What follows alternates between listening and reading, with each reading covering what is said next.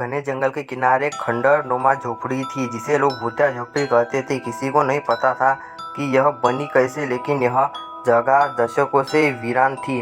बुजुर्गों की माने तो सालों पहले यह एक गरीब परिवार रहता था, पति पत्नी और उनकी छोटी सी बेटी पायल। एक रात रहस्यमय तरीके से झोपड़ी में आग लग गई। लोग आग बुझाने दौड़े मगर दरवाज़ा अंदर से बंद था। अंदर से किसी औरत की चीख गूंज रही थी, लेकिन कोई कुछ नहीं कर पाया। जब आग बुझी तो वहाँ सिर्फ राख और जली हुई हड्डियाँ मिली, लेकिन हैरानी की बात यह थी पायल का कोई नामो निशान नहीं था।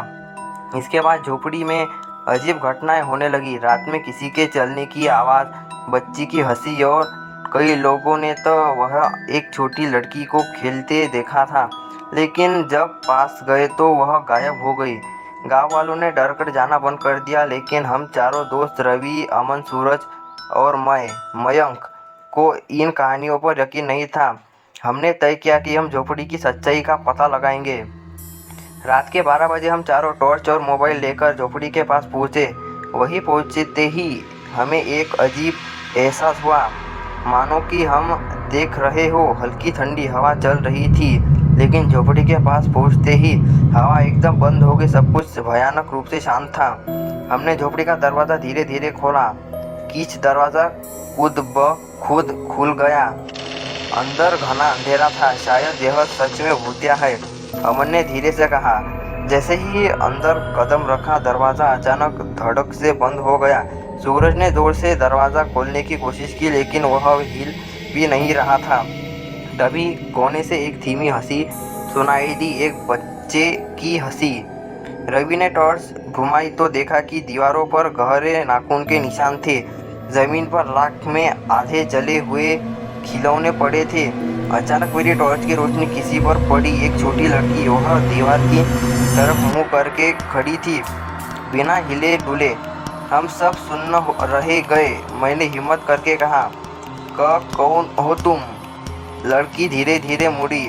उसकी आंखें काली और खाली थी, चेहरा एकदम सफ़ेद और फीका। उसके होठ हिले, मगर आवाज़ किसी और दिशा से आई, तुमने मेरी माँ को जला दिया, अब तुम भी नहीं रहोगे। अचानक झोपड़ी हिलने लगी।